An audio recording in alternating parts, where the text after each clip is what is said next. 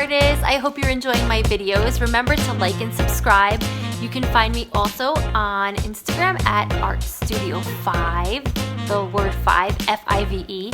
Today I'm going to be showing you how to make a super simple spring banner. It's really easy and fun, and it involves a little bit of brainstorming ahead of time, but I'm going to show you how.